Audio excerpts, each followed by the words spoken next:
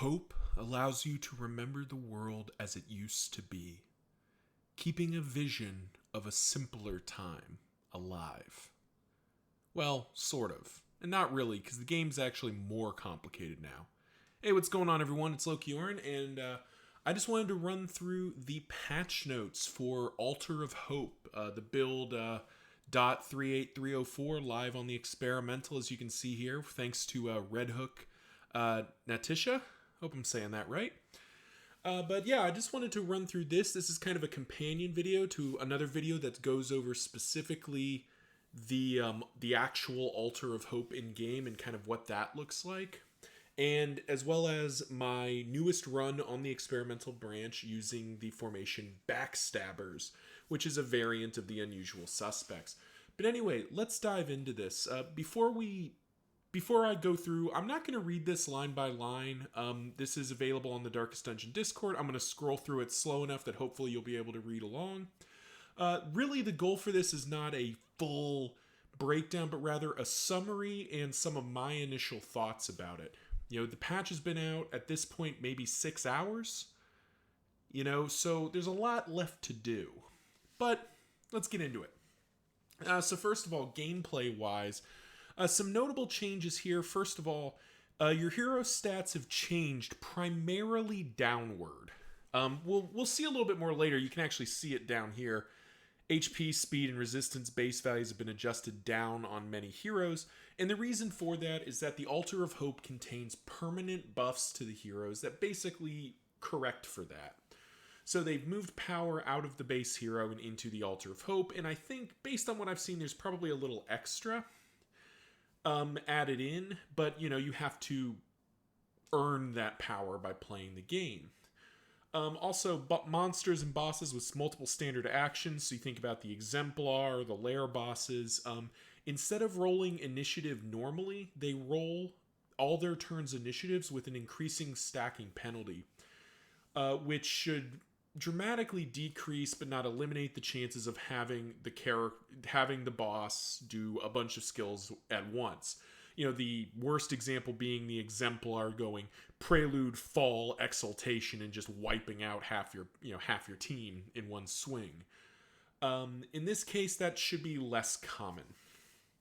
There's other changes. You know, inns vary how much they heal, so Stitching Kit is now an item again. There's some supply item loot quantities have been fixed.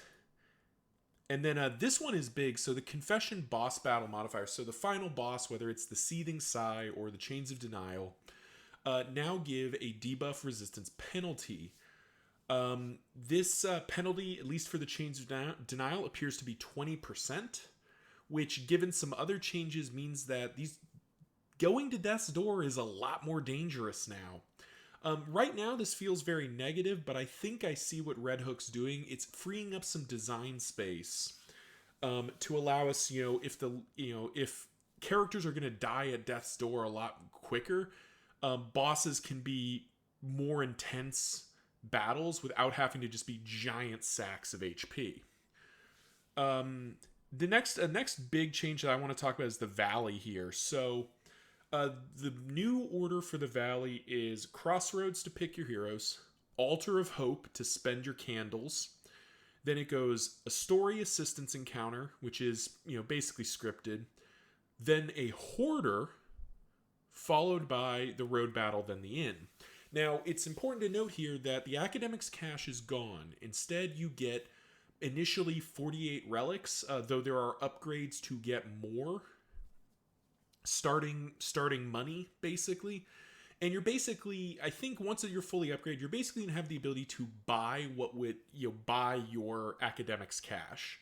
So you'll get the same roughly amount of supplies, but you'll get choice over it, which is much more impactful, I think, than just a random collection.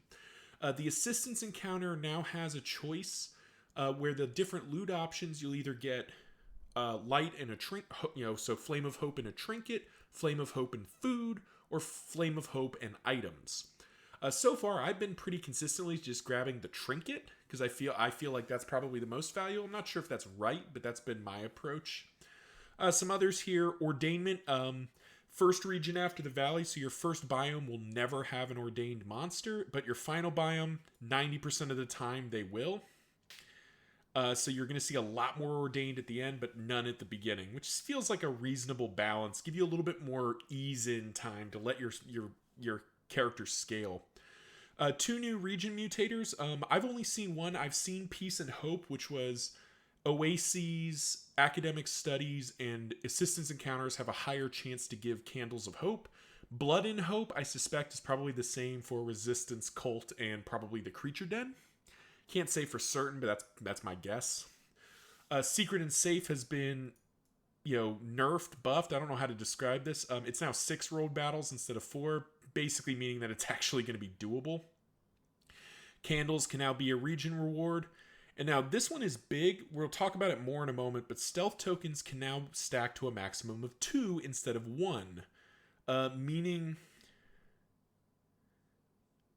that you can actually use your stealth and they're consumed at a rate of 1 per turn regardless of action taken unless otherwise noted on the skill. So I haven't done a ton of poking and prodding at this yet, but reading that suggests that there are skills you can do that don't remove stealth. So the Grave Robber especially can actually use her core mechanic.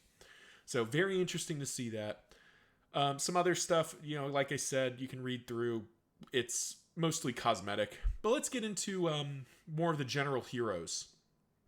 As we talked about, HP and speed has been reduced, along with death blow resistance down to 60%. Though if I remember right, at least 5% of that is locked behind Candles of Hope.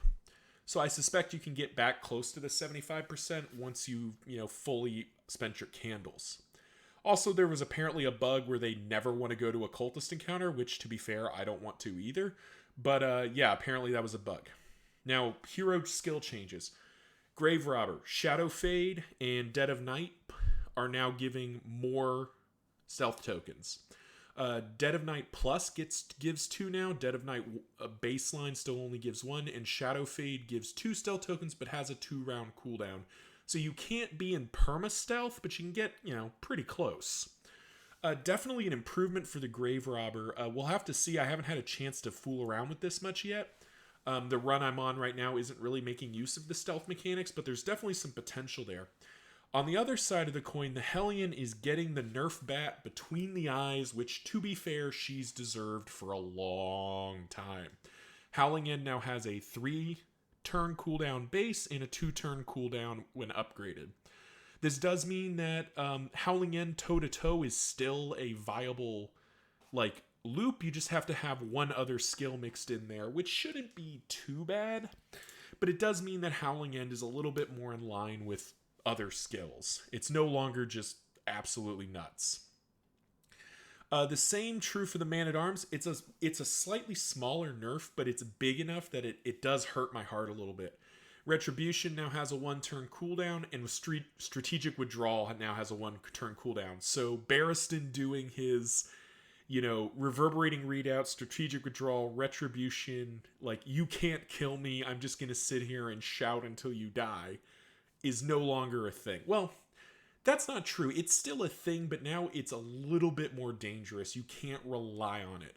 What I found is that you're still pretty comfortable using Retribution. It's just not spammed anymore. You're actually going to get to use Crush or Rampart or something else in between. Frees up some skills, so definitely a nerf, but not one I mind. And then finally, the Runaway Run and Hide now gives 2 stealth tokens instead of 1.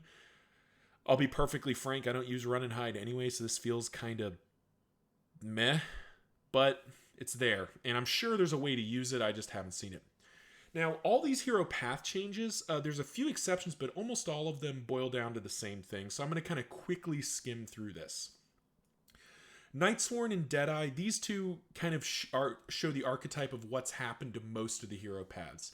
The penalty has been reduced, as has the benefit. So Deadeye, range damage bonus goes from 50% to 25%, but the melee damage penalty goes from negative 25%, or from negative 50% to negative 25%. Kind of squishing it together so it's less detrimental, but it's also less beneficial. One of the exceptions here is Venom Drop, which has had its penalty reduced, but also is dealing materially more blight damage. Flashing Dagger's blight increased from 1 to 2 means it now baseline hits as hard as Poison Dart, and when upgraded, still hits as hard as Poison Dart Plus. That is a lot of blight. Flashing Daggers is suddenly kind of good, at least in the context of Venom Drop. For the Hellion, you can see again kind of the core here. Penalties reduced, benefits reduced, but the start of turn bleed effect can now be resisted for the Ravager hero path. Highwayman, same story for Sharpshot and Rogue. Soloist and Virtuoso, same story. Leper, Poet, and Tempest. Man-at-Arms, Vanguard, Bulwark, and Sergeant have all had penalties and benefits reduced. Occultist, Plague Doctor, their stuff the same. And finally, Arsonist has had its penalty reduced, and the start of turn burn dot can now be resisted. This takes Arsonist up a little bit because it was pretty bad baseline. It's now a little bit better. And Survivor actually has a penalty now. It used to just be all benefit. It was basically the Runaway's healing kind of spec. But now it does have a reduced chance to burn. This sucks because, the Runaway, I like the Runaway. But this does make sense. Survivor was too good as is. So now it actually has a downside. Moving to the monsters, some big changes here. The first, the Oblivion's Rampart, so the Guardian fight has changed again. It has gone from 3 fights, down to 2 fights, down to a single wave fight. Biome 1 is no longer a guaranteed Deacon. It is just a guaranteed altar in some combination of cultists. Biome 2 can be either a Deacon or a Cardinal with a guaranteed altar. And then Biome 3 is always an Exemplar and an altar. This is a pretty serious nerf to the Guardians, which is great for us. Because those double cultist battles were very hard on a formation. Even one that was very capable, like the Defectors, or one that's, got a lot of power behind it, is still struggling because that's just a lot of stress and a lot of damage. Particularly the Exemplar. This has definitely toned down the Guardian a little bit. And makes a little bit of sense given that you can't run away from it. So the 2-wave fight was very brutal because it was like, gives you a screen to say advance, but there was no opportunity to change anything. So it was kind of pointless. Along with that, at the mountain, the first Oblivion's Ingress is always a Deacon Mash instead of an Exemplar. And the second one is a Cardinal Mash instead of a Deacon Cardinal fight. Again, a very big nerf to these fights, which I definitely don't mind. The double Exemplar was very cool when the character, the enemy was introduced, but it is incredibly painful. That is a lot of pain and suffering to fight through just to get to the mountain. Get to the mountain and then get past the first fight. So this has definitely toned that way down. It also means that the Exemplar is only guaranteed to show up once, which I think makes sense. It's kind of the big set piece mini boss for the cultists, so having to kill him twice was pretty annoying. Some other changes in here, particularly important. Herald has been told to chill the hell out. First Trumpet deals a little less damage. I don't know much about inversion, but it seems to move slower. And Clarion Call has been toned down. However, he can only use it from the back 2 ranks, but it does only do 2 stress instead of 2 to 3 and can no longer crit. I have no idea what Harmonious End does, but apparently it's been toned down too. And this is big. The Exemplar has been toned way the hell down. Crit rate cut in half from 10 to 5%, though I think a lot of people would say it sure felt like a lot higher than that. Damage range has been reduced from, for Exaltations, reduced to 10-20 from 15-25. And damage range of the falls, 10-16 from 10-20. So basically just taking the top end down. And then stun resist has been reduced to 60 from 75%. So the Exemplar is still dangerous, but is a little bit less so, which definitely a nice change. The Exemplar was maybe a little bit too oppressive for some formations. I don't know about that. I don't know for sure. more experimentation is needed. Comment section below if you agree or disagree. But definitely like to see iterations here and easing off, allowing formations that are a little bit odd, like something like Cause and Effect, which doesn't have a natural tank and is kind of trying to do some funky stuff, actually, can work. Fanatics, her ladyship combustion skill now correctly deals 200% of burn dot on the target. I've never seen her use combustion, so whatever. The Shroud as a zone has been toned down. Thank the Lord for this. Thank the eldritch powers of Red Hook. Fog stress chance reduced to 1/3 and blind chance reduced to 75%. So, you actually have a chance to resist it once in a while. Definitely makes the Shroud a little bit more viable. And all of this here boils down to the same thing. Reduced, cooldown increased. Heal, unstable incubation, heals for less. All of this is the same thing. They've toned down the Fisher folk, making them a little less dangerous. Not a lot less dangerous, just a little. But I think with that combined with the Shroud being toned down as a zone is going to help make the zone a little bit more approachable, because it is pretty brutal at times, and this is definitely definitely makes you feel a little bit better. And then Bullseye Barrett's skill's been renamed, whatever. Now, here's probably the biggest change I noticed in my run. The new Librarian is not a joke. He is dangerous. So the biggest change here is the first line. Book stacks now spawn in varied range of conditions instead of being full. What this effectively means is, in the past, you had 9 turns before the Fanatic Librarian would ignite and basically just wipe you out by spamming Burning Bright. Now, it's random, but it's almost never going to be 9. My most, in a run I saw, there were, one stack of books was at 3 health. Effectively, it's maybe multiples of 15, but it went 3, 2, 1. So I had 6 turns instead of 9. So there's definitely some interplay there with moving the books around, but you just don't have the same clock you did before. It's faster. And along with that, he has more HP. Crits from any skill now apply burn 3. He's got more HP once he ignites. His speed is up. I don't even know if I've seen burnout. I don't know what that does. Mandatory reading has been increased. Crits more and causes stress damage. Smokestack is more has more option, but it doesn't deal damage. Or actually has less options. Or no, it has more options. It can launch earlier. It can hit any rank. Categorize can't be dodged or stealthed. And Burning Bright ignores stealth as well.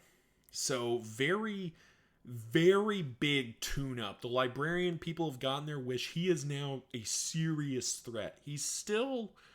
I don't know if he's the weakest boss anymore. That might be the Dreaming General now. He's still beatable, but he is scary now.